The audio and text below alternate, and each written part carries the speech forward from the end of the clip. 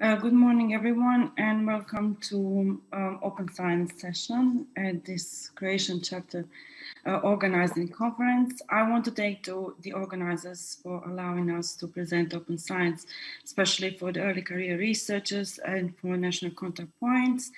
Let me first introduce our speakers. So, Ivo Grigorov. Ivo holds a PhD in marine science. Currently, he is responsible for fundraising at the National Institute of Aquatic Resources.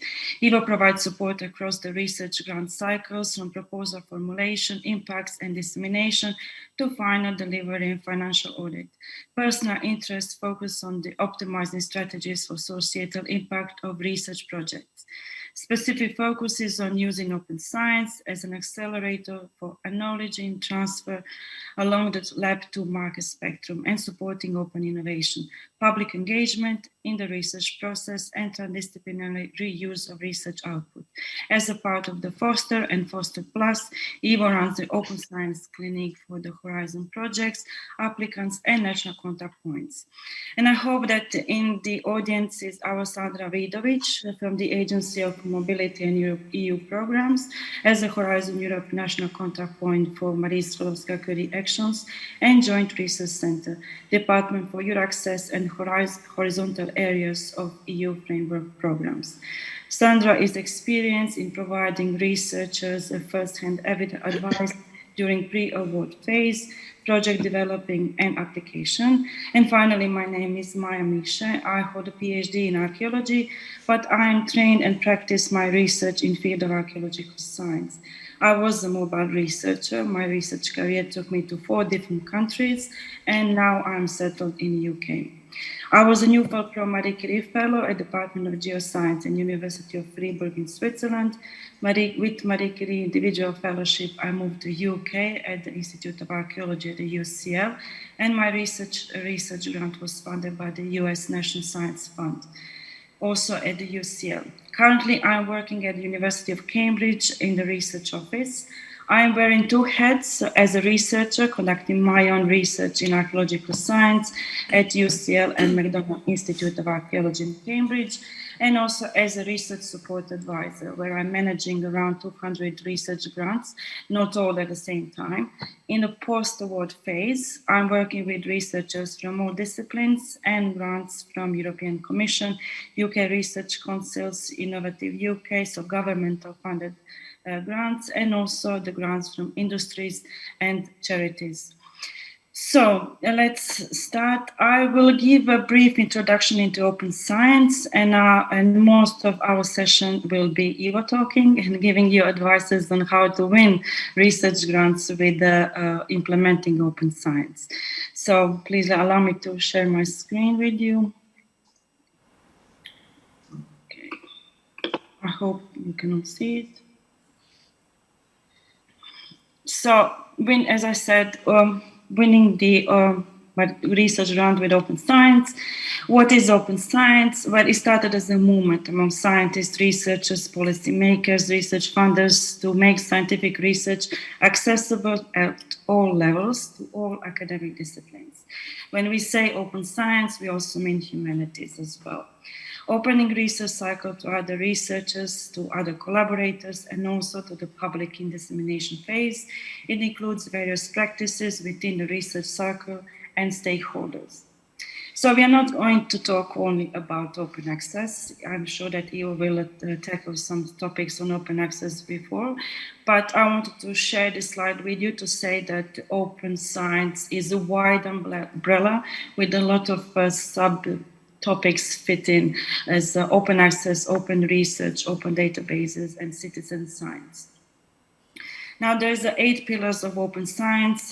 This is recognized by the European Commission. I will not go into details with all of them. First of all is open data with the FAIR principles. FAIR stands for findable, accessible, interoperable, and reusable data. It is a whole another very wide and difficult topic among open science, which I don't think we have time to go into details, but if you are interested in the FAIR principles, there is a recorded session on FAIR principles at the Marie Curie Alumni Association webpage. Then there is a European Open Science Cloud. The idea is that all the research funded by the European Commission will be stored one day, hopefully, under the European Open Science Cloud. Then future of scholarly publishing is open access. And also, this is a topic that's mostly been discussed among the researchers recently, is how to re-evaluate implementing open science, because we need the new generation metrics, not only depending on the impact factor of the researchers, but reward and other initiatives. Also, it includes education on how to implement open science and developing new skills, which hopefully today we will learn something about the data management plan and how to implement it. Of course, open science is all about research integrity. It depends on the transparency and openness, and also including citizen science, citizens into the research project. Now, why we do the open science? Because we want to change the way we do research.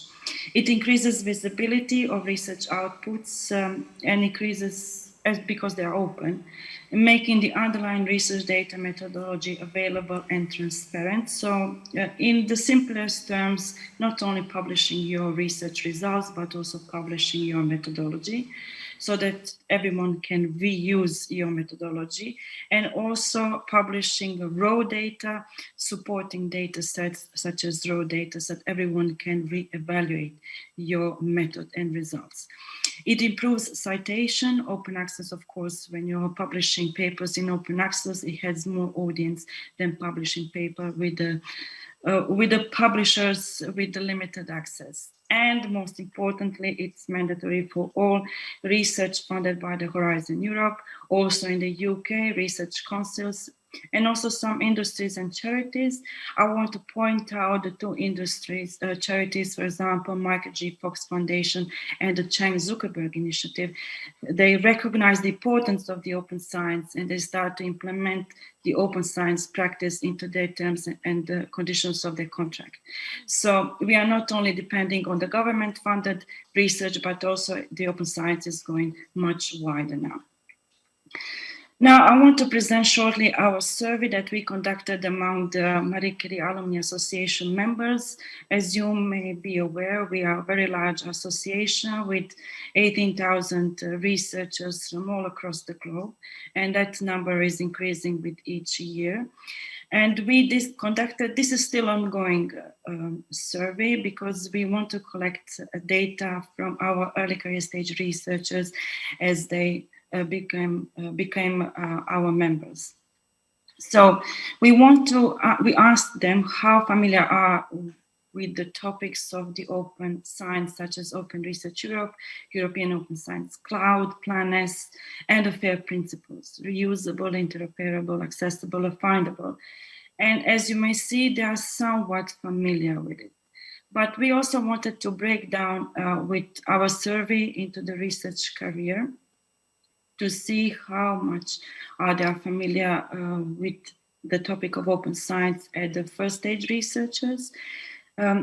So they are up to the point of PhD, so mostly doctoral candidates, R2, the recognizable researchers, or the early career postdoc, the postdocs that are not yet independent, R3, the postdocs that are independent, R4, the leading researchers, mostly supervisors of the PhD students and the early postdocs, RA, research administrators as well, and other our members. These are our members who are not active in the research anymore because they're transferred to industry.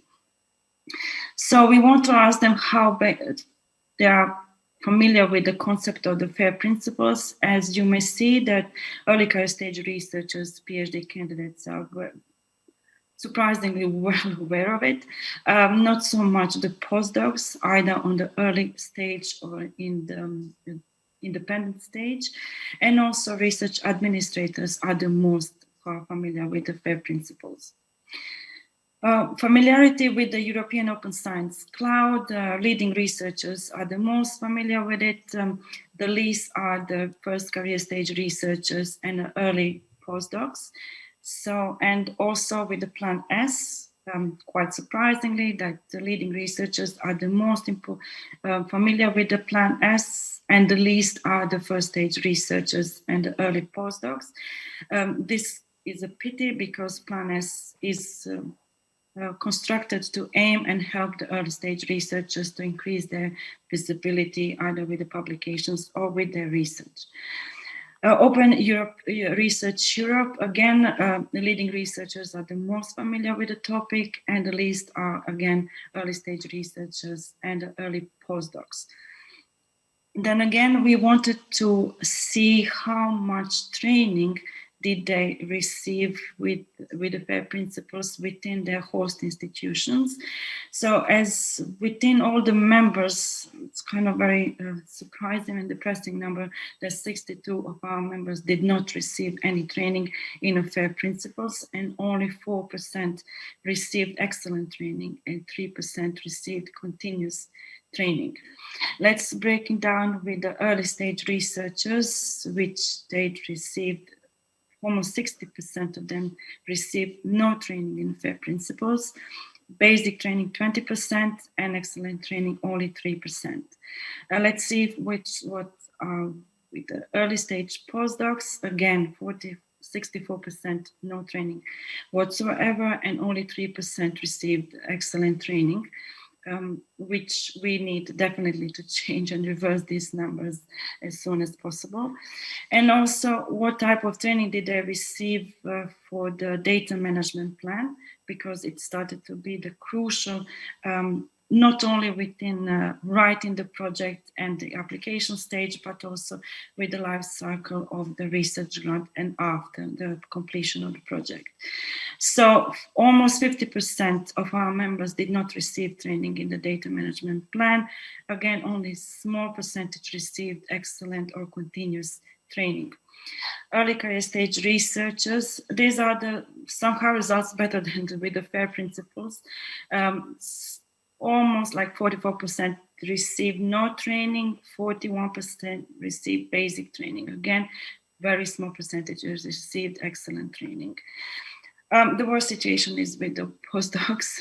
Early career stage postdoc, on 64% received no training and 28% only received basic training. 3% received excellent training. Now, this is something that we definitely need to discuss, and I hope that Ivo will tackle some of these questions. And after this session, you will be much more aware of the data management plan.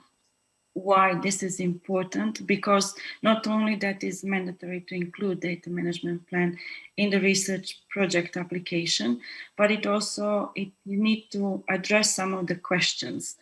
What type of data will you be collecting and how will you describe them? Not all scientific fields describe their data the same way. So what you need to focus on to describing the data that is understandable to all researchers within your field.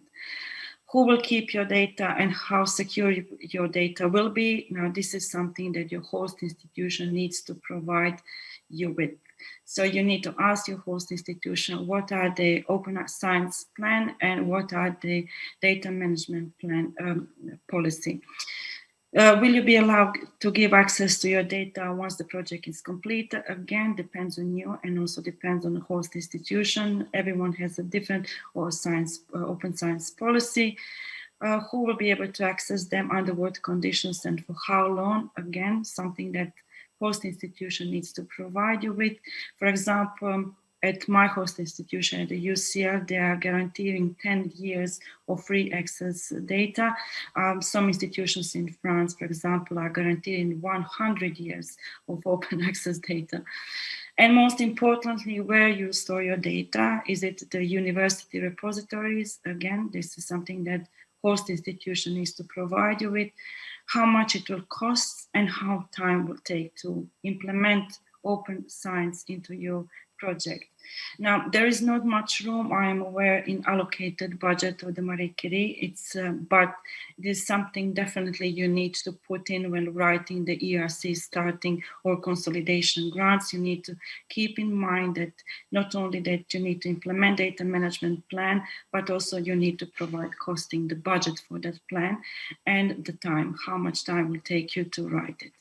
So I really don't want to discourage you. There is a lot of access on our MCAA webpage on how to, what is planned as, how to implement open science within your project, and some basic principles on open science. You can find it on our website.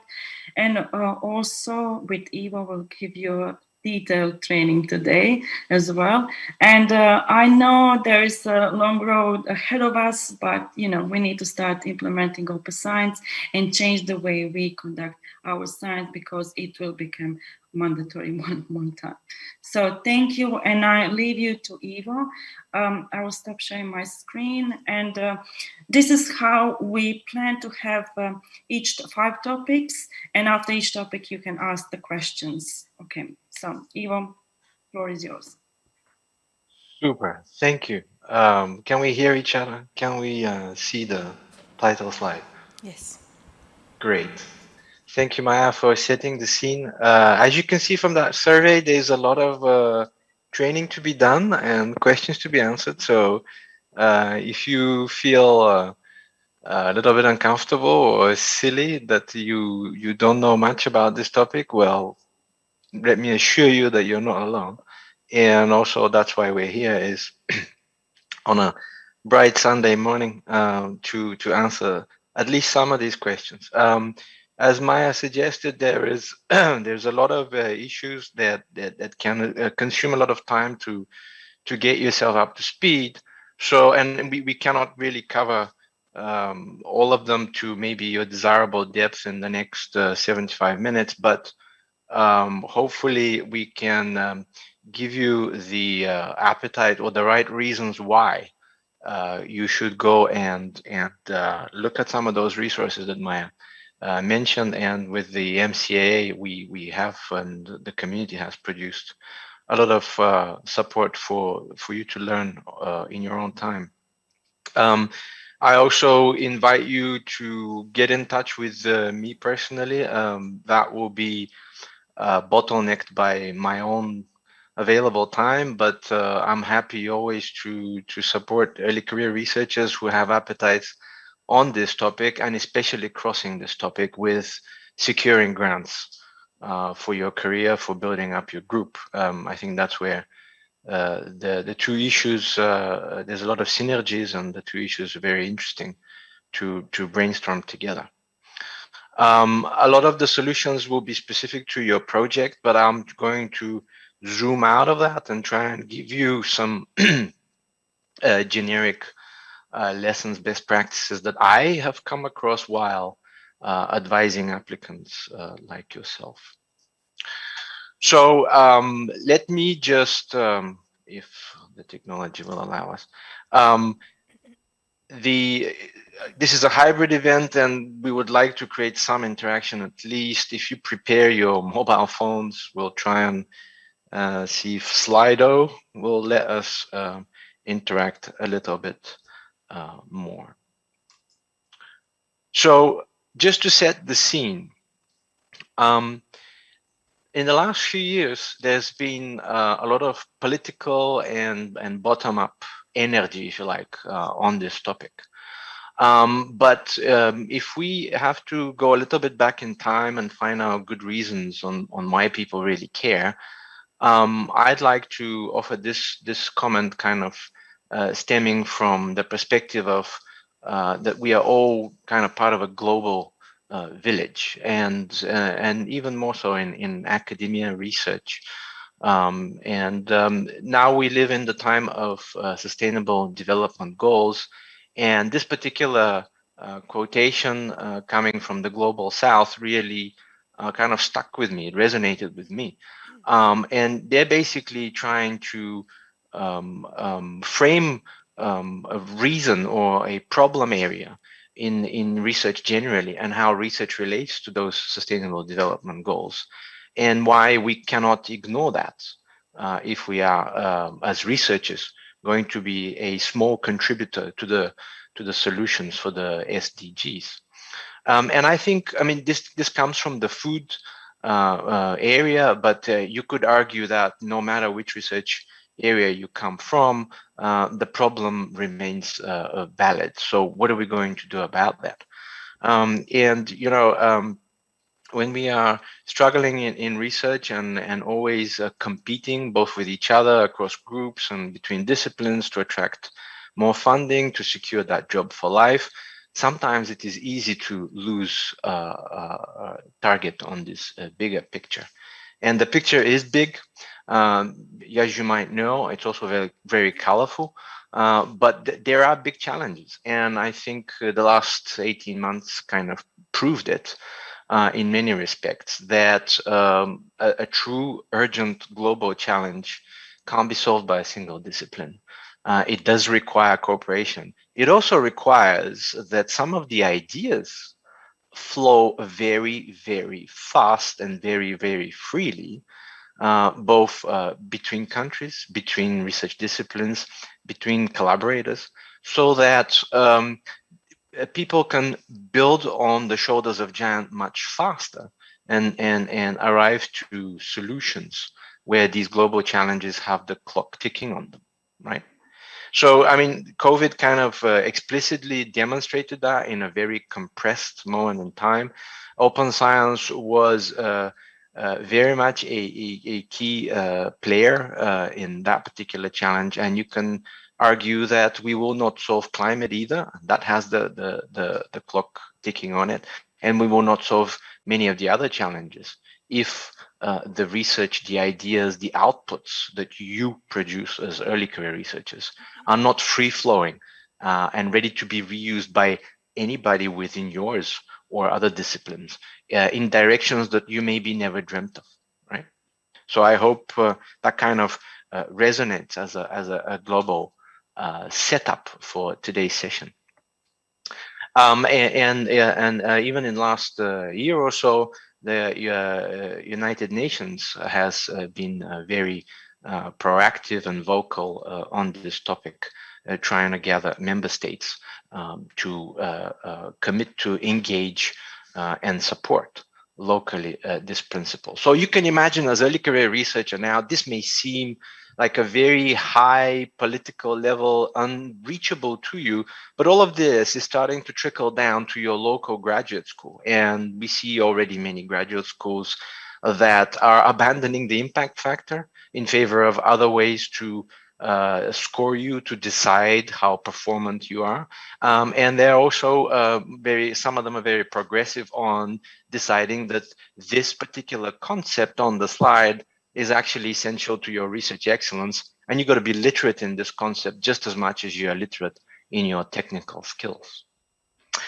So enough high-level talk.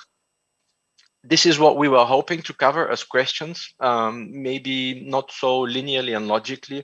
I invite you to interrupt and use the, if you are online, use the Zoom chat, and Maja will help us bring your questions up. Do interrupt. We want to use the next 75 minutes as you want it, rather than check each of these topics religiously and linearly. And if you're into the room, I believe the host mentioned that there'll be a moderator in the room. So you do raise your hands, or if you have access to the Zoom, use the chat there directly, and please do interrupt. It'll be better to field the questions as they come up in your mind, as you see the content on the slides. This is who I am. Maja already introduced me academically, but my day job is essentially supporting early career researchers like you to secure the next postdoc or be integrated in the next large European grant as a collaborator. And in that context, we deploy all sorts of strategies to win the grant. My pet topic, if you like, is how do we make open science part of the impact of those grants? Because you could argue you are all research excellent, and on an average grant, you will all get top marks in the excellence section. But dealing with impact and societal impact and what happens downstream of publishing your papers is not so obvious. It's also different to different disciplines, and it's different to different grants.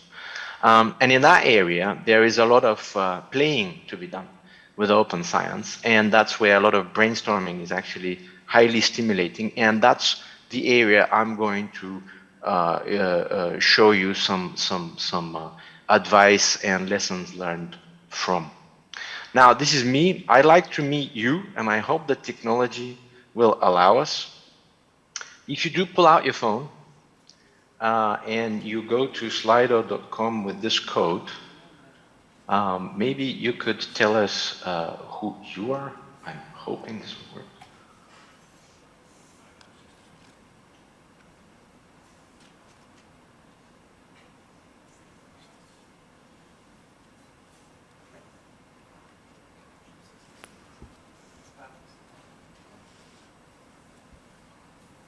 And I will also replicate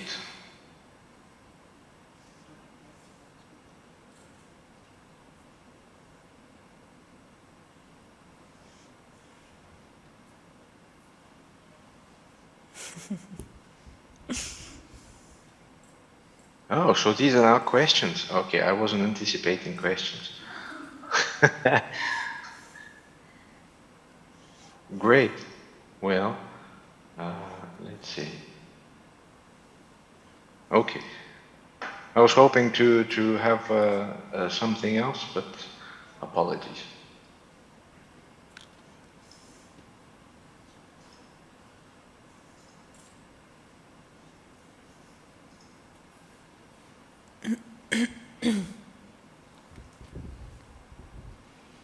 No questions, just testing. Yes. Okay.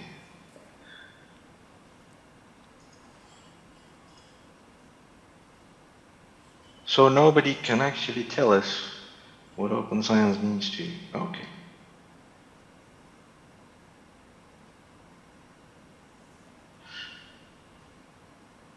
Okay, let's not waste time in that case. Well, I was told to prepare for majority of early career researchers and maybe some national contact points. So I've tried to compile content that would be relevant for both if you're an applicant as well as support staff supporting young applicants. So the first question that really I'd like to reiterate from Maja from a different perspective, if you like, or a little bit visually, what is open science? Should the technology continue to let us down?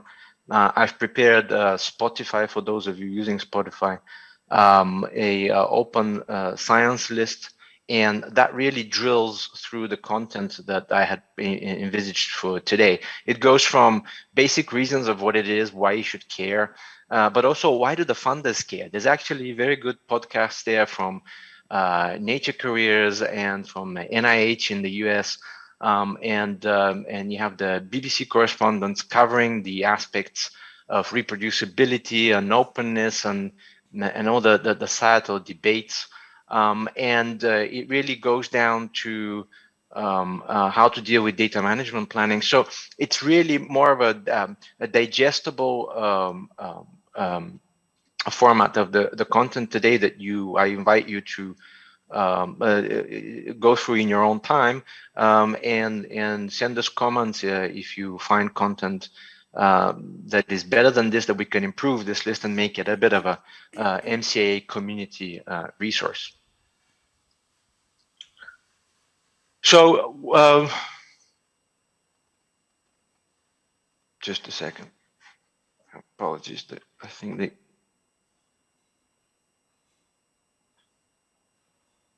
continue to.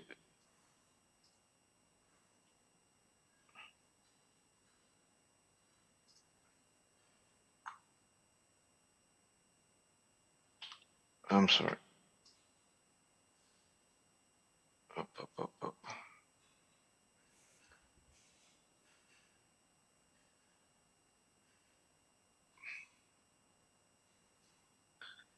Okay, eventually we'll get back on track. Apologize, it's a Sunday. Okay, so just to go through the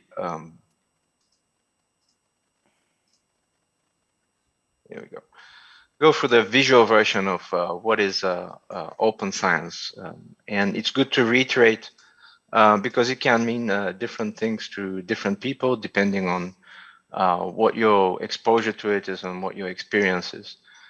Here is again this iconic image that Maja also showed, and we like to refer to open science as a blanket term or an umbrella term covering all these different aspects. And I'm sure open access is one you would have heard of most, but maybe there are other parts in there that are a little bit less transparent and obvious.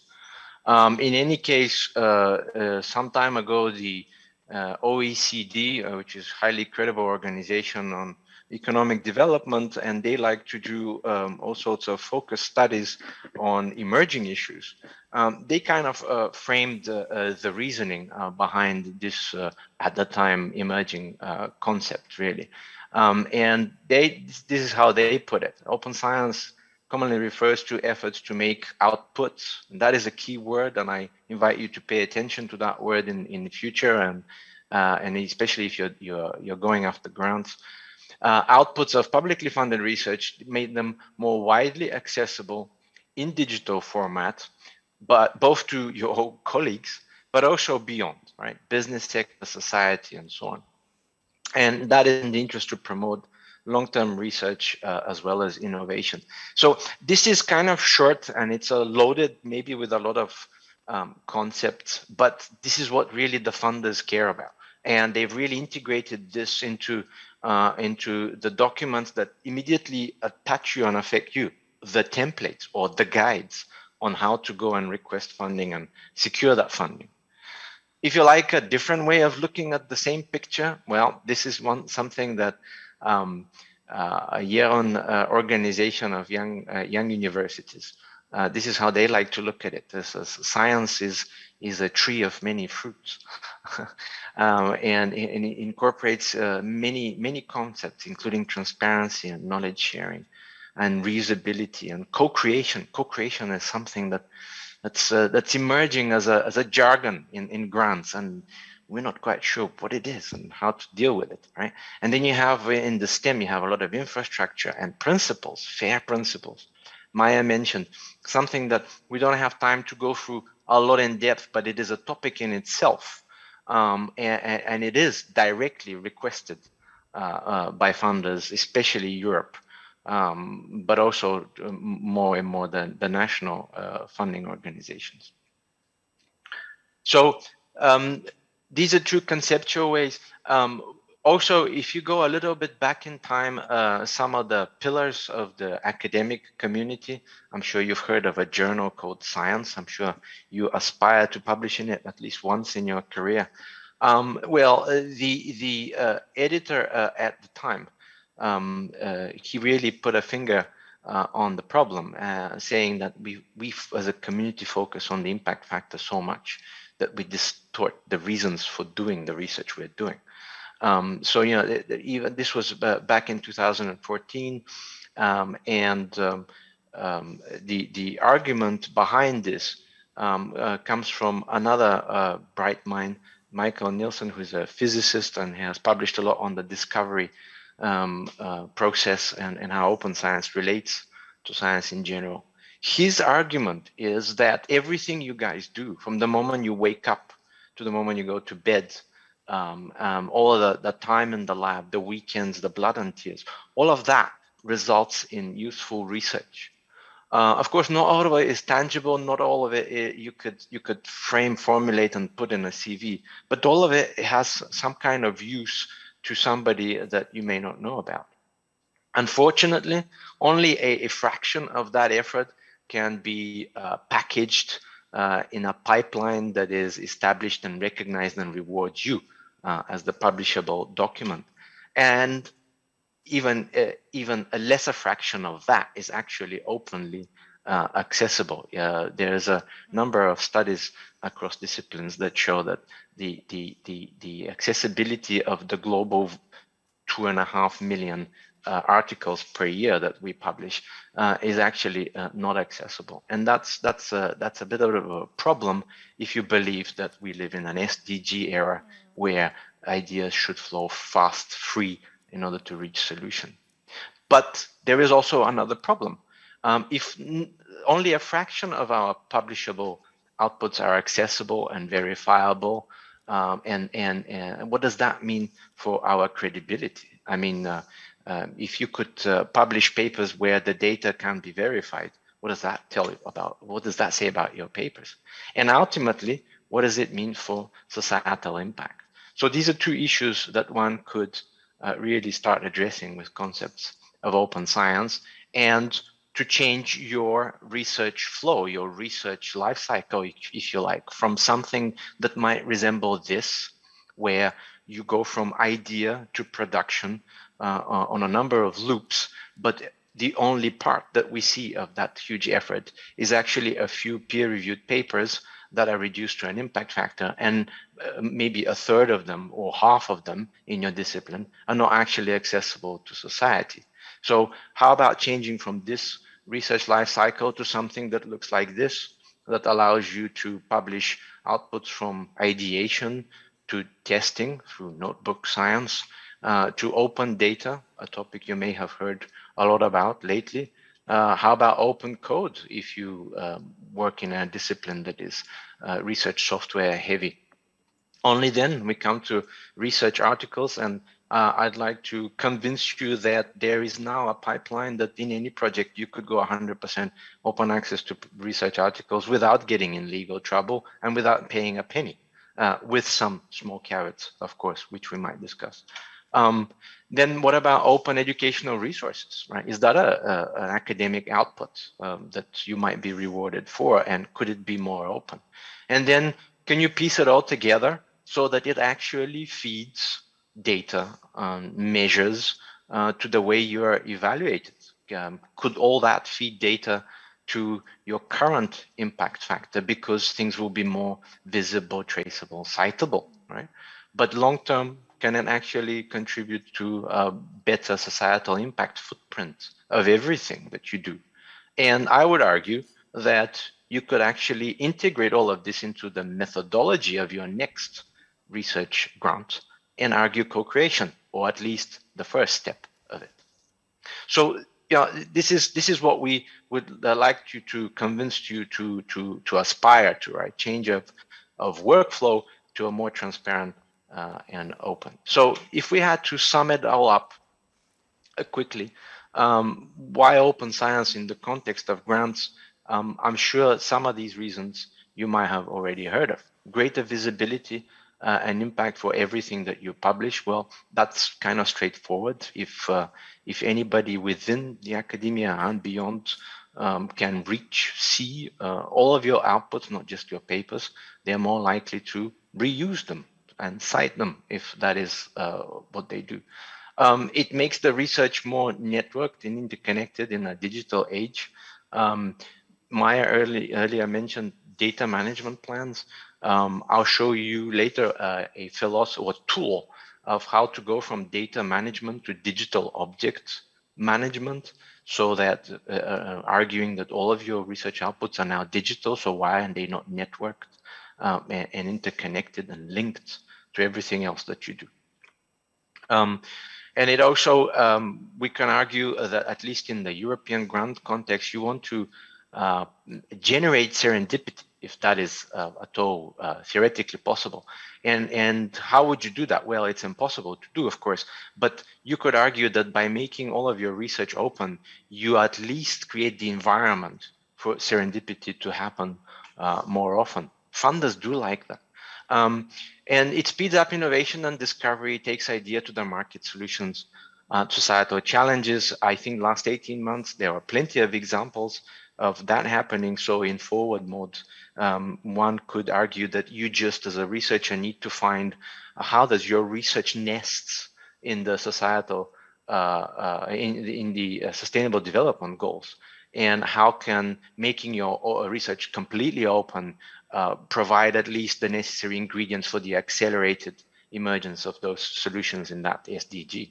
And that is definitely language that funders like at impact level and societal impact. You could also argue that open research directly contributes to economic growth. Here, the argument is discipline specific, but what funders are looking for is that you don't just generate papers for the academics, but you generate knowledge, and you make that knowledge open for the knowledge-based economy, right? So that any consultants, companies that somehow rely on your knowledge could build a downstream value, downstream products, downstream services based on the knowledge you generate. But all of this, if it appears a little bit too distant, a little bit too hazy, a little bit too difficult to grasp on and with, then one word that might be relevant to you is really this. And reproducibility is key. You may have heard of the reproducibility crisis lately. It does touch disciplines like cancer biology and psychology, and at least that's where we have had studies done. What about the other disciplines that are essential to sustainable development goals, like climate, like food, like poverty? Could reproducibility be relevant there? And could it make the credibility of that science and the public trust in that science a little bit better than it has been? Again, I'm going to refer you to this resource. Do let me know how to improve it, but in any case, it's up there, and it does cover a lot of those issues, from reproducibility to societal relevance, and why funders care. And you can dig into those issues in your own time or while you're exercising. It's a time-efficient way to do so. Before we go to the next question, I'm happy to take a minute or two. If there are any chat questions or in-room raised hands. Do you have any questions? Within the room, we don't have any questions for now. Oh, we have one. Please, can you wait for the microphone and introduce yourself? Hi. I just want to say, I love what you're saying. That's all very important, but it seems very biased to one particular type of sciences. So where are the perspective of qualitative researchers, for example, who do work with people, and it's not all about reproducibility? Right. Thank you. Very, very important question. So we're not going to answer it today, and we're not going to agree on everything today. But maybe we can point everybody interested in a direction. So if I understand your question correctly, is reproducibility, is it, and how could it be relevant to social sciences in general? Is that where we're going? Can you please use the microphone for this? Yeah, it's not about reproducibility in social sciences. It's important for some elements of the sciences, but it's not about that. Right. So I guess one thing I could point to is a single name, Victoria Stoden. Victoria Stoden is, I believe, someone with computer science background who is really in between the social sciences and quantitative research. And she has maintained a very interesting debate on this topic, stemming from criticisms or issues raised of reproducibility is only relevant to qualitative research and not so much to everything else. So why are we keep banging on about it? So anyway, if I can't reproduce the body of her work, I invite you to follow her up or just cross-reference Victoria Stoden with reproducibility in social sciences. Her argument is, and I kind of identify with that, is that if reproducibility is not 100% relevant to your discipline, that is fine. And you don't have to apply the philosophy of reproducibility that comes from the quantitative disciplines. But if you step back, maybe one thing to take away is that no matter how diligent and hardworking and attention to detail you put into a large body of your personal work, statistically, there will be errors, right? There is a ubiquity of error which we introduce into our workflow, into our publishing, into our dissemination, into our sharing, not because it's malicious, but just because the process is complex.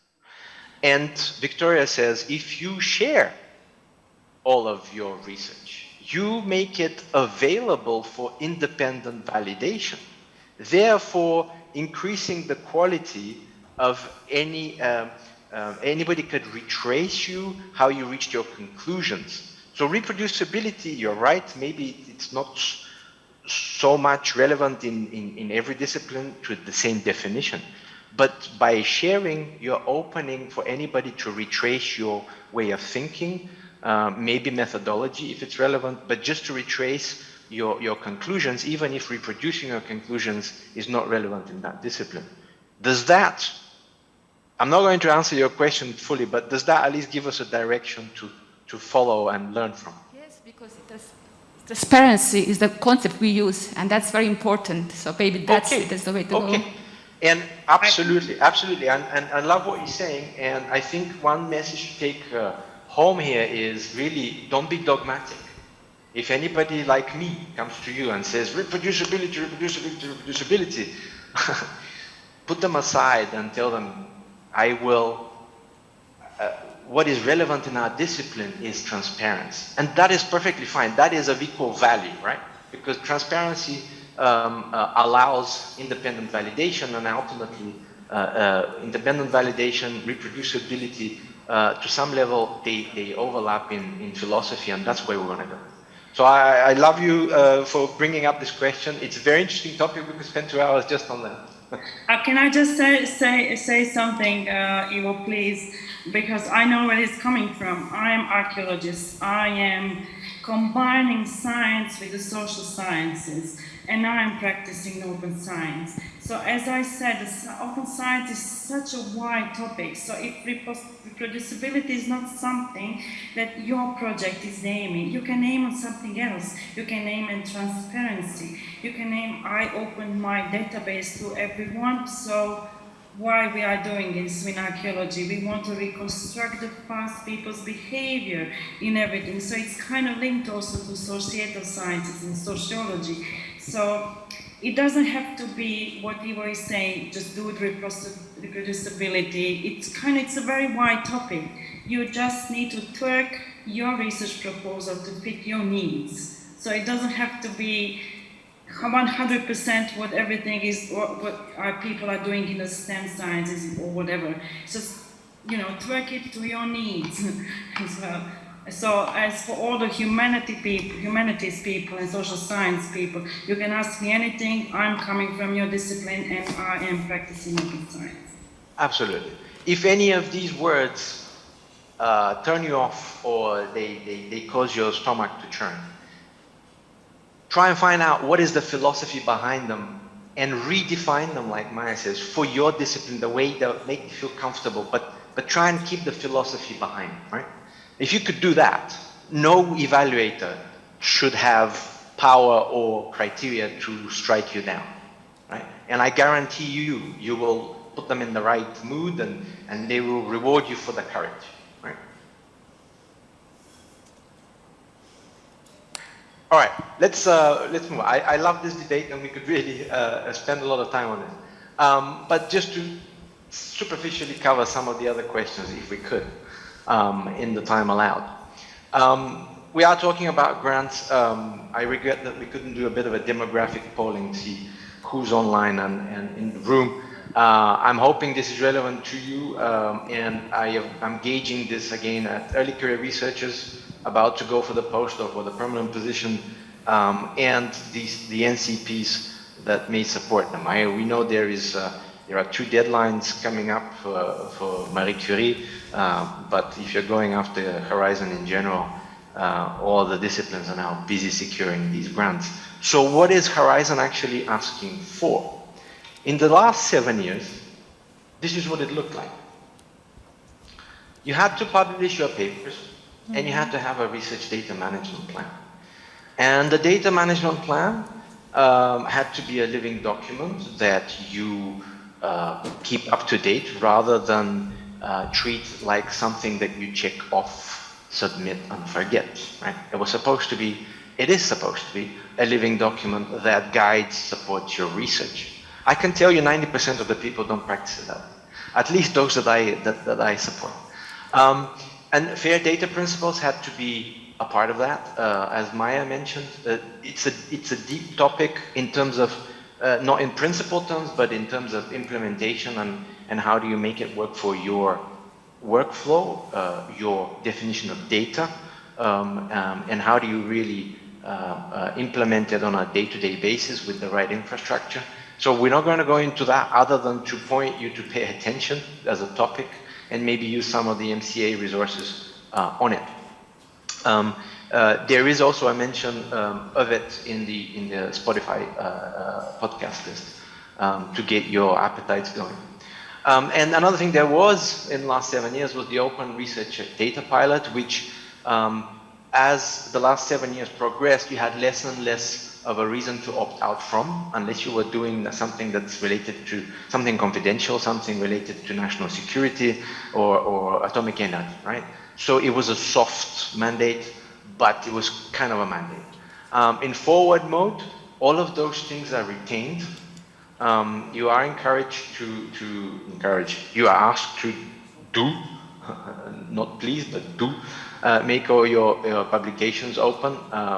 Maja mentioned to you a new platform that is out there, and new infrastructure. You are asked to maintain the research data management plan. I'm going to show you how it could serve your method, your impact, and your implementation. And you are asked this, and this is a little bit cloudy, hazy, and we don't know what it means if we don't know anything about the topic or how and why the topic evolved into this mandate. So they're asking for additional open science practices. All of a sudden, the language is changing from open access to publications, open science, to open science practices. And a lot of my colleagues and fellow NCPs frequently ask me, well, what does this mean? So I hope, yes, maybe this time it will work. Do you actually see the code? You don't see the code. Let's try this one again. No. I will read out the code because for some reason we do not see it. The code was, or is, 415666. I'd like to know with keywords, this hopefully should be a word cloud, with as many keywords as you want to post in. What does open science mean to you?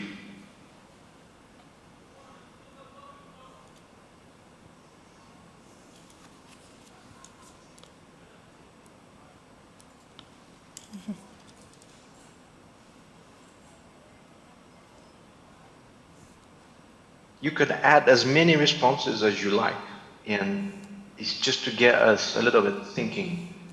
I'm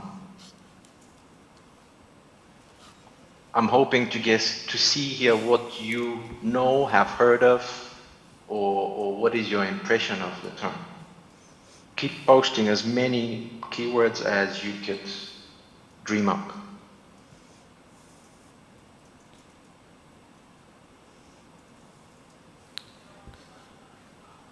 And of course, we're now influencing ourselves in a never-ending loop, but that's also good because we need to nudge each other's memory to really get a full picture of what is a collective intelligence in the room.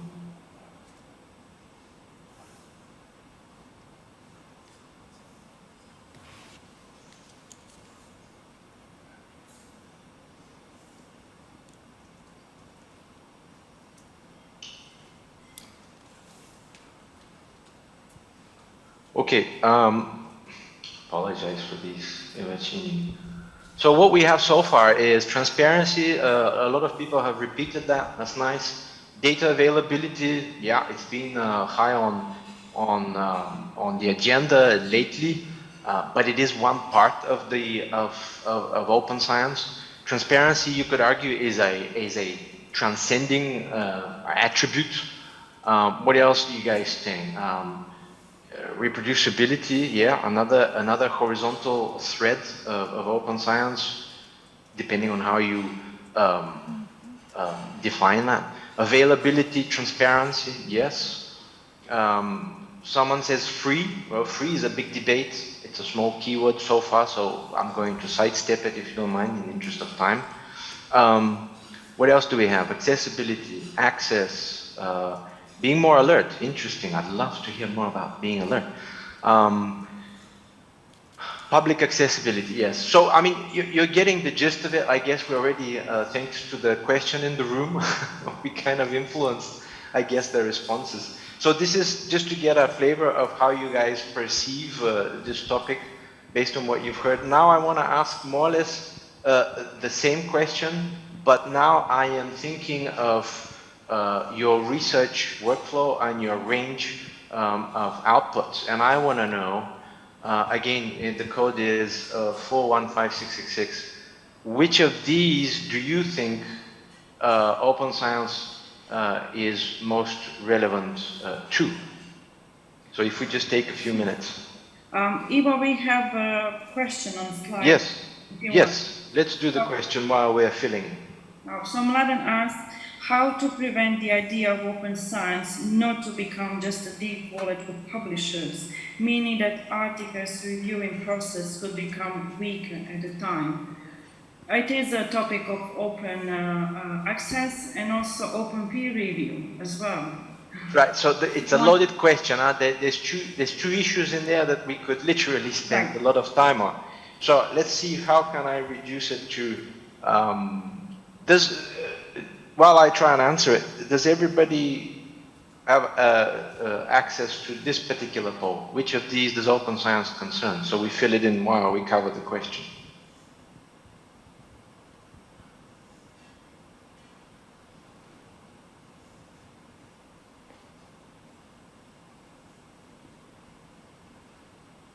Okay, I'm assuming that you're filling in. So how do we, first half of the question, how do we prevent open science filling the pockets? Yes, it's a very valid question. So we're not going to cover it all. Maybe I'll just go through some examples quickly. They're not going to be satisfactory, but it gives you something to do or think about. Maja mentioned the Open Research Europe platform. It's a funder designed, run journal, if you like, that is 100% adheres to all principles of open science. It's using public funding to create the journal, and you, as an author, you don't have to pay for it, so you don't have to think about complex issues like, is this journal hybrid? Where does the money go, right? So you have a platform to go to. Now, it may not be the most mature, it may not be the most impacting, but it does answer the core of the question, how do we stop the money filling up the wrong pockets? Another way is to avoid hybrid journals. If you don't know what that means, just remember the keyword. Do not publish in hybrid journals. In any case, many funders won't allow you to. They will not consider that expense as eligible. And maybe the third comment to take away is that we are, with respect to this issue, we are in transition. So in that transition, not everything is clear, it's a bit foggy, so money will fall into the wrong private pockets while we're transitioning, but the community as a whole, if you like, is actually addressing that question to see, do we go back to funding society journals, so that it's community journals funded by the community for the community, and how do we completely overhaul the system. I'm afraid we can't cover everything, but so I hope that gives you some things to think about. And the second question, the second part of the question was about open peer review. Sorry, Maja, could you repeat? The second part of the question is the article reviewing process will become weaker at the time. I don't agree with that statement, because it is open preview. It's, I don't know if you are aware of it, but Elsevier now has an open access preview, something as they call it the first site into paper, because before they close it down for the paper, you know, for the subscribers.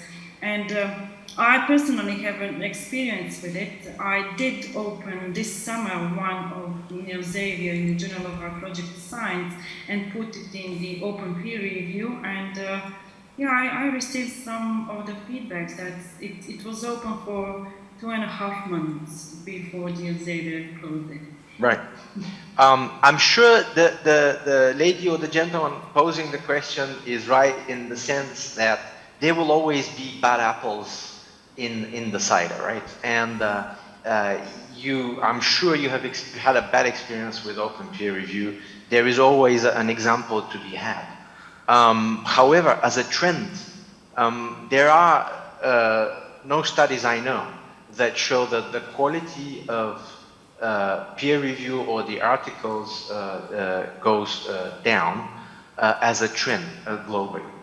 If you like, a basic form of peer review is practiced in physics forever, literally, where they would publish the unpeer-reviewed version of the article openly in order to attract comments and improve the actual manuscript. That is the workflow they have practiced. If that works in physics, is there any reason that this process should deteriorate the quality of the articles in other disciplines? I'm not sure. There are many, like you mentioned, Maja, there are more and more journals, both in the private journals and in the new open access non-profit journals, which introduce this idea of open peer review. There are a number of advantages to be had. We have to state our name when we criticize. That makes our critique more measured and less personal, we hope. It also multiplies the number of inputs you could have. Why restrain the review to only 3 anonymous or non-anonymous reviewers when you can have community input? Surely that more eyes on the problem improve the article itself. So, although I'm sure you could fall on a bad example, I would argue that as a trend, open peer review is the way to go in different configurations so that it fits the practice of different disciplines. Does that make sense? Okay, it looks like we're not going to get much from Slido. Oh, yes, we are. All right, okay, so we have some results. Before you move to another topic, can I just, we have one question from Zoom. Sure. So it's more about the data security. In your opinion, we should also become more alert of the possibility that potentially more and more open data can be used in wrong way. With other words, can more openness mean that the data ideas can land in a higher chance in the wrong hands? Shall we become also more alert considering ethics and aim at more visibility, openness, homogenization, considering also such guidelines, science ethics and surveillance, data use? A lot of questions here, but as I take it, it's also about the security of the data published in access, and also data ethics, how to use it.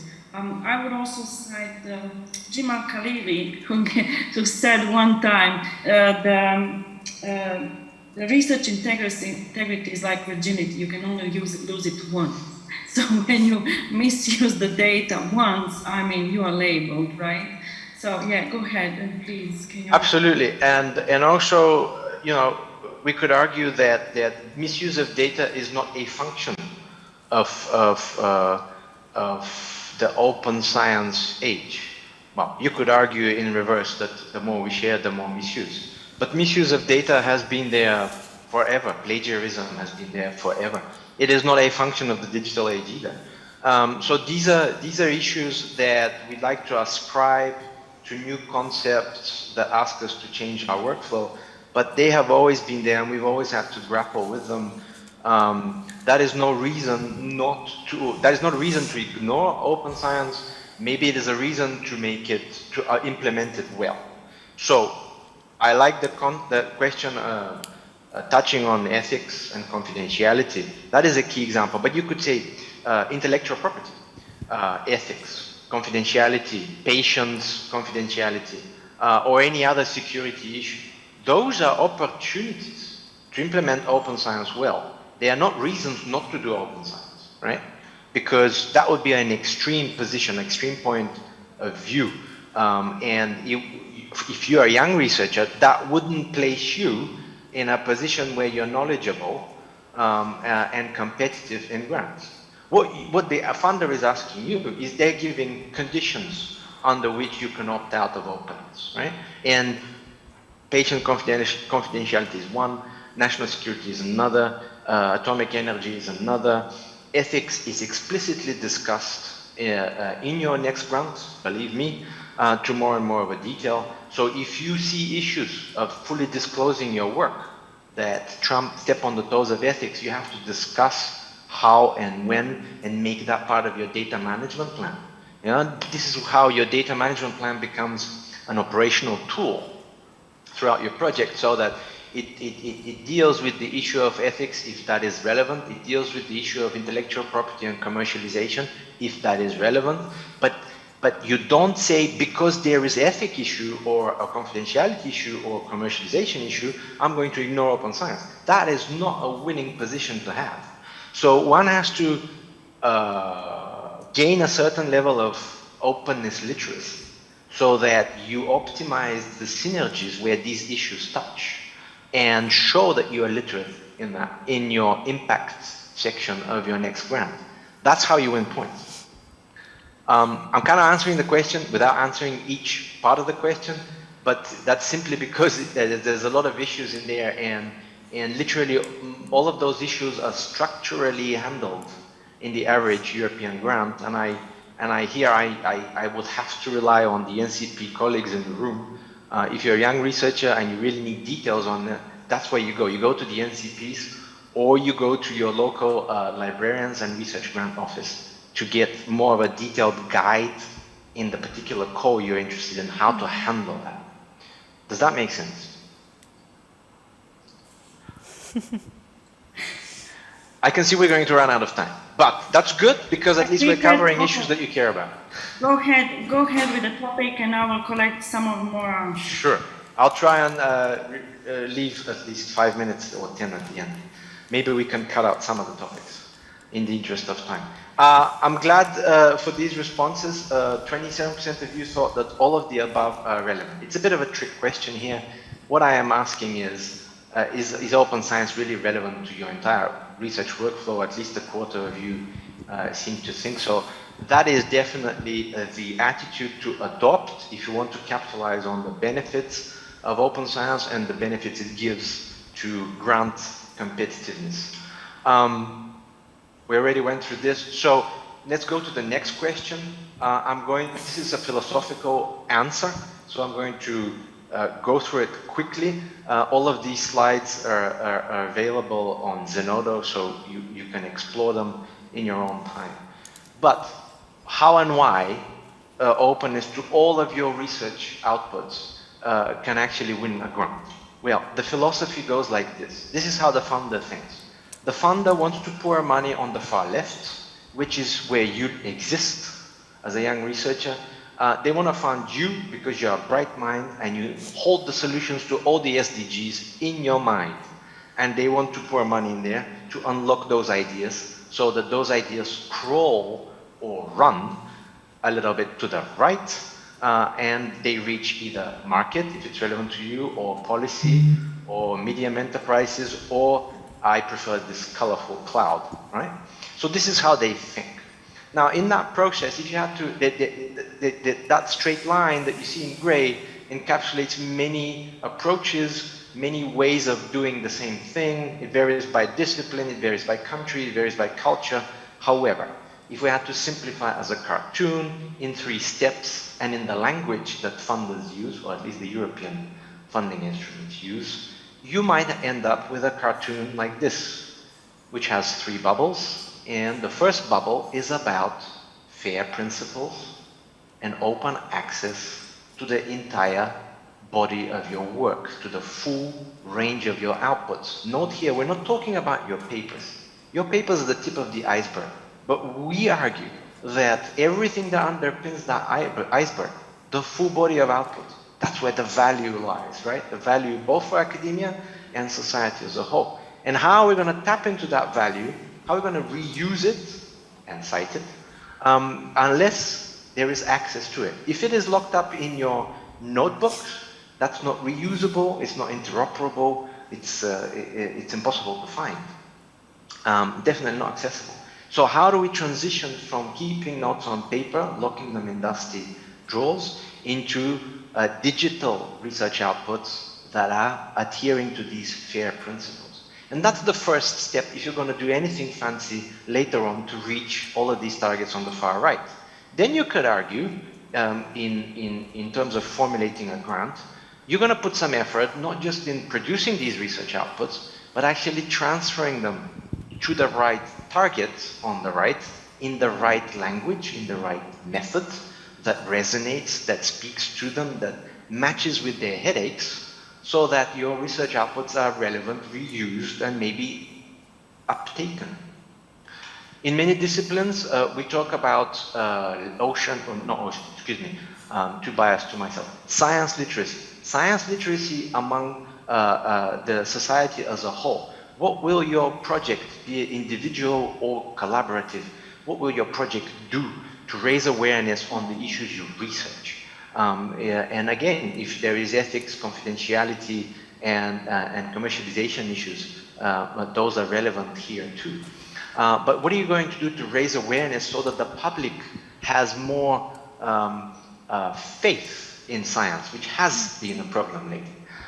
What are you going to do to create a societal dialogue or to inform in a rational, meaningful way so that people trust science in general more, right? Also understand it so that the funder in this little bubble is aspiring that the voters of the future don't do the same mistakes as in the last few years on a number of issues, right? So that's how it goes. And if you manage to build a pipeline like this, you would end up with a pathway to impact, right? And that is a keyword that will be hitting you on the head for the next 7 years if you choose to go and ask for European money.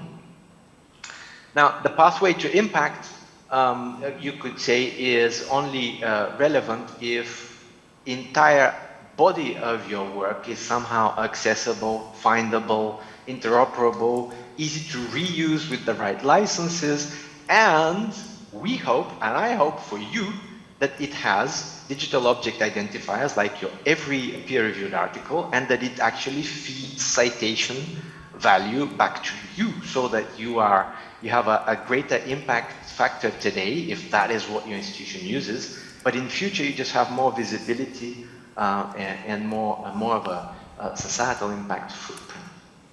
Now, this is the pathway to impact, but this is the philosophical high level. If we can try in the next few minutes to bring it down to the ground, how would you deploy all of this? This is now an operational tool. It may sound a little bit philosophical, but it's an operational tool which I, as a grant support professional, I advise all of my applicants. This has been tested on Marie Curie individual fellowships. This has been tested on large collaborative grants of anywhere 6 to 15 million euros with 20 or 40 collaborators across the EU. And it does add value, and it does get noticed, as I'll show you later, by the evaluation process. What is it basically saying? You have here in orange and in blue two philosophies. Most of you, if you don't know this topic, most of you, if you apply for the first time, you will pick up an application and you will treat it like a checklist. And you will start going through the checklists. And by the end, you reach the bottom, you have a high level of satisfaction that you've checked everything. And therefore, this grant is winnable. Well, let me assure you that that is not true. You could fill in a template perfectly well and lose every time. So what are we not doing right? Change of mentality. Instead of filling the template, you got to do something else, right? Instead of just focusing on data because data management plan is what it says in the template, Change your philosophy from just binary data sets that you produced at the first experimentation into digital outputs, because all of that is data to society and all of that is data to your funder. It may not be data in your discipline, but the definition here, the rigid definition could hurt you, right? Another thing to change is submit and forget attitude. 90% or more of the applicants I deal with love this. They love to submit something, then it's out of their desk, they don't have to deal with it. Wrong. The template says more and more now that this should be a living document. Make it a living document, integrate it into your research workflow, update it regularly so that you don't miss out issues like ethics, confidentiality, which may emerge. Commercialization may emerge in the middle of your project. It may not have been obvious at the start, but how are you going to prevent all of the problems you can create with disclosure and commercialization if you don't reevaluate this document, right? So in blue, we don't have much time, but this slide is all over social media. It's also, I'll share it with you. And if you're applying on the horizon in the next 6 to 12 months, I'm more than happy to help you out with more structured guides on this that we have developed based on experience. Just don't come last minute, please. You don't write this into your grant a week before submission. This needs to be part of your methodology. So I'm happy to help here. But the gist of the message, if you like, is if you treat the DMP like a checklist, it won't get noticed. 99% of the applicants do so. The evaluation process is oversaturated with that same attitude. In order to win points on this and to attract a lot of impact for your research, you have to be a little bit differentiated from 99% of the rest of the applicants. And this particular method definitely seems to work. Let's quickly look at an example before we may hopefully leave the last 10 minutes for questions. Are the applicants practicing any of this you just heard? Well, here is, we discussed this conceptual spectrum, why the funders want to put money on one end and receive outputs, outcomes on the other side. Here is a pathway that I built for a large integrated project. We argued 3 pathways in 3 different colors. Don't worry so much about the content. But what you have basically is 3 streams to outcomes to impact going to different targets on the right. And vertically, we offer performance indicators so that something that we can measure, we can gather, and we can throw back at the funder to say that these pathways to impact are actually progressing in some kind of measurable, credible way.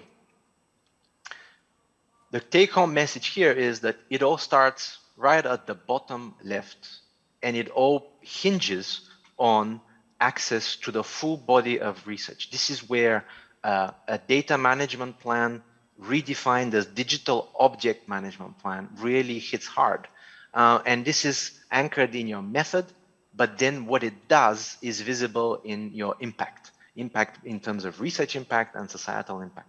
And we have integrated it in a way that it actually relates to all parts of the rest of the project, from research to co-creation with stakeholders, to just dissemination and exploitation strategies. But if you are a Marie Curie applicant and you have to have a, what was the right term?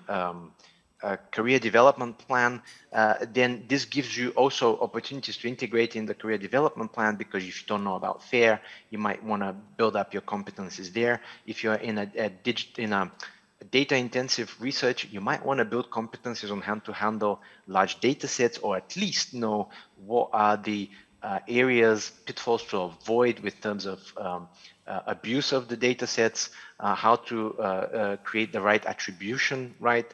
What are the myriad of infrastructures out there that Maja mentioned earlier that might help you actually achieve this in collaborative manner. So all of that, you can see that these pathways of impact, they have nothing to do with openness directly, but we have actually engineered them so that openness is very much the first step to achieving any of these societal impact outcomes. I have another example, but we'll skip it for time. Essentially, the take-home message is this. And this is a real citation. Outlining the research data generation, collection, and sharing standards will be developed in this particular project within the first months as part of the engagement strategy, which will account for all relevant intellectual property right issues as specified in the consortium agreement. So the strategy I showed you earlier, a few slides ago, about moving from what it says in the template to something more ambitious has pushed this particular project to define its pathways to impact all the way back to full access to the research outputs. And this is what the evaluation process said. Does that close the loop? And does that make it useful?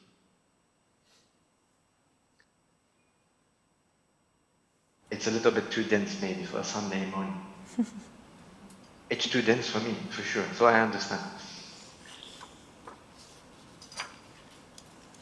Okay, I do have a last segment which we are running out of time for, and that is really the evidence from the evaluation grants.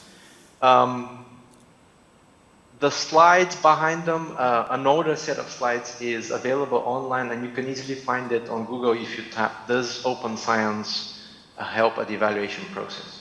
And you will see many quotations from Marie Curie individual grants, ITNs, and collaborative grants at European level. If there's no questions, we could, yes? There is a question on Slido. I'll try to open it and you try to ask the question. And sure. And then you follow it. Yes. So, to publish in excellent journals, if we want to, okay, so yesterday there was ERC grant writing workshop, and they were told to publish in excellent journals if we want to win ERC grant. These are, as a rule, hybrid journals. Difficult choice for ERC, isn't it? Well, I can also, since I do have some experience with the ERC, it's at the first stage they are evaluating you as a researcher. Are you available? Are you capable enough to become a research leader? So what we agreed in, well, it depends whether it is considered open access publishing a high impact, or if it is valued more than to publish in a closed access journals. It depends on a scholarly field. My field, we agreed that they won't bother with whether it is a high impact or low impact, as long as you publish in diverse papers. So this is agreed upon scholarly levels, you know, scholarly associations. So this is one path to go to start conversation with your scholarly association on international level.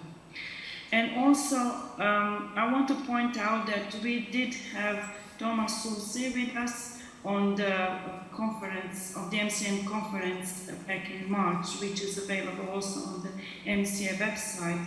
He is the ERC holder in Vienna, and he won the ERC only by publishing in open access journals. So his example is quite remarkable and very inspiring. So I encourage you to go check. It is available and recorded, as I said, on the MCA website. Ivo, if you want to add something. Thank you, Tanya, for raising the question. And it is very relevant. And there's a number of ways to, a number of take-home messages, if you like, because again, it is a broad question. I'm just going to crawl back through Maja's comment in a kind of, and playing devil's advocate. Do you have to go 100% open access in all of your CV to secure the next grant? Question is no. It'd be nice, but it'd be nice because we are advocates and we're telling you so. No sober evaluation process or funder should penalize you if 100% of your CV is not open access. Can you make 100% of your CV open access? Yes. You could do it today, now, legally, without paying a penny. How do you do that? You rely on green open access. If you kept good records and you can find all of the different versions, both sides of the peer review process for all of your papers.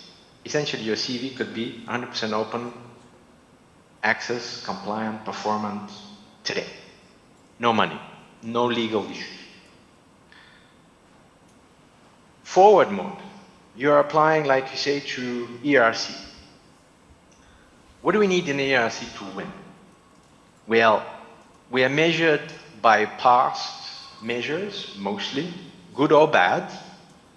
And even in my craziest moments as an open science advocate, I would advise researchers to go for the impact journals that serve them today, that keep them employed today, and that keeps them out of trouble today. Because there are methods to satisfy the system, the ERC criteria for excellence and impact and the prestigious journals, and at the same time use the green open access way to achieve 100% openness compliance without necessarily creating conflicts between the two universes, if you like. You can do that. It requires a bit of background work and maybe a little bit of help from your local librarian. If the NCPs can't help you, I assure you your local librarian knows these pathways and they can navigate. I can assure you your local librarian is very aware of the position of the ERC because it has been high on the open access agenda in the last few years, and they have been one of the more resistant excellence communities, bodies, to engage on this issue. But there are ways to satisfy the ERC and secure the grant there according to their criteria, and there is a way to make all of your CV or ERC grant work compliant. A quick example.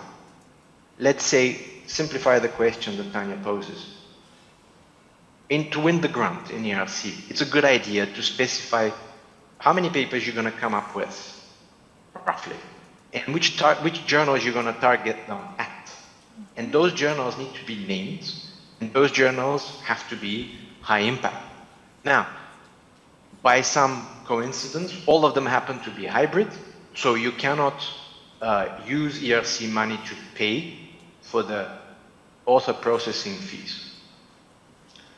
The pipeline to use here is to say, well, or the strategy overall is to say, I'm not going to let the requirement on openness influence my choice of impact journals, because short-term that keeps me in the game. But I don't want to compromise on openness either. So what do? You go for the high-impact journals no matter what, irrelevant if they're hybrid or not. Then, once you've done that, and you hopefully pick up points on that, you step back and you say, okay, now how can I avoid conflicts between the journals I've picked and this requirement on openness? Well, one resource is called Sherpa Romeo. And maybe after the meeting, I will gladly share with you a bullet point process which you can achieve this. But the first step would be Sherpa Romeo is your legal guide, your guardian angel on legal issues. All the journals you probably ever heard, they're there, and it states what kind of hybrid they are, what they allow, they don't allow. But legally what you could do now is use Sherpa Romeo to guide you. Second step is you keep all of the versions of the article as you go to your hybrids, because there is a version which you can retain full rights to, which has been peer reviewed. You have introduced the corrections, but you do not give it away to the journal. And how do you not give it away to the journal? is also a template provided by Europe, written by lawyers, which you send to the journal with your manuscript. That allows you legally to keep rights on the version that is peer-reviewed and corrected, but it doesn't look pretty yet, the way the hybrid journal is publishing. That version you can put through Green Open Access immediately. And that means that you can achieve both sides of the story, if you like. Go for the high-impact journals, no matter what model they use, and at the same time achieve 100% openness so that your CV, you could say, is 100% compliant with open access. Does that make any sense? And if I were to reduce it in 5 bullet points, how would we share it with everyone attending?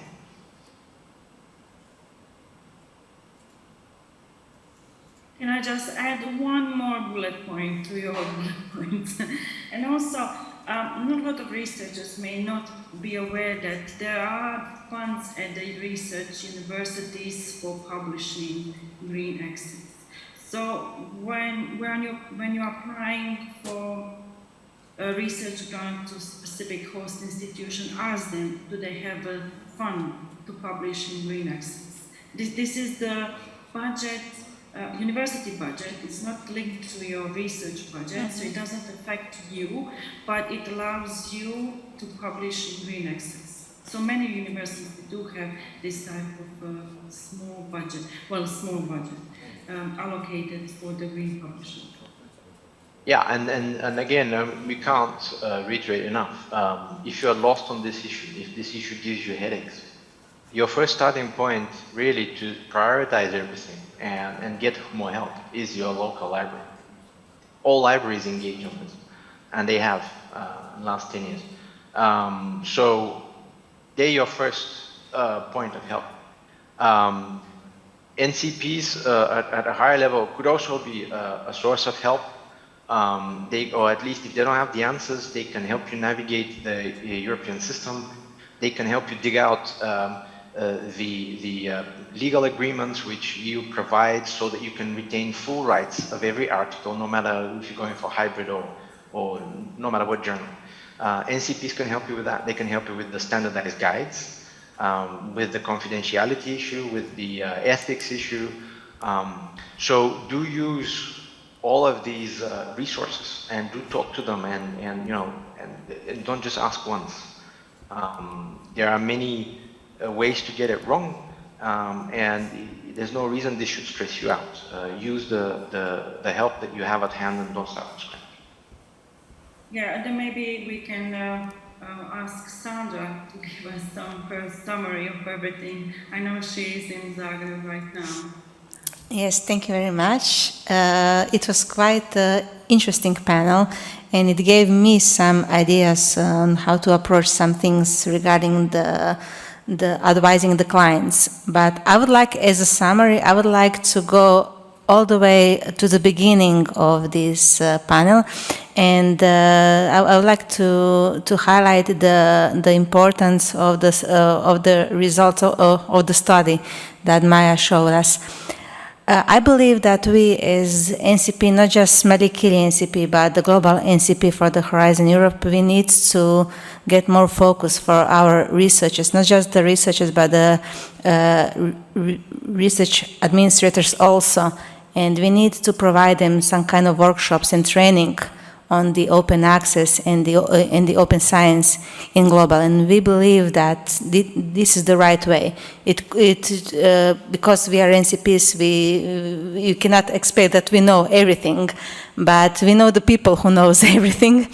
So maybe for the future we could rely on the Alumni Association and the other experts for the open science to get targeted trainings for the researchers and for the research administrators also.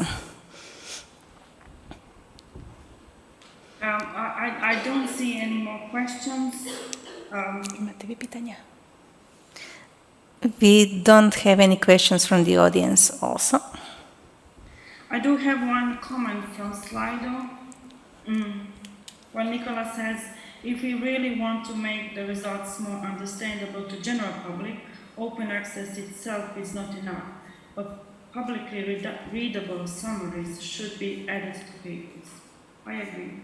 Absolutely, absolutely. Openness is not the answer to all questions, and translating it to the general public is a skill set, and it's a requirement in many of these grants. It needs to be a task or a significant part of your efforts, and it is a skill set we could have a completely separate session. Absolutely, very valid comment. Thank you all for turning up on a Sunday morning. Thank you. Thank you for Sandra in Zagreb. Thank to everyone in Croatian chapter for organizing this conference, and thank you for having us. Me from cloudy and very cold UK, and Ivo is in, I don't know, Denmark. Sunny Copenhagen. Sunny Copenhagen. Yes. So thank you one more time, and I hope that you did learn something today, and as if you have any questions, please contact Ivo, and also contact, if you are in Croatia, contact Sandra as your national contact point. Thank you all from Zagreb also. Bye.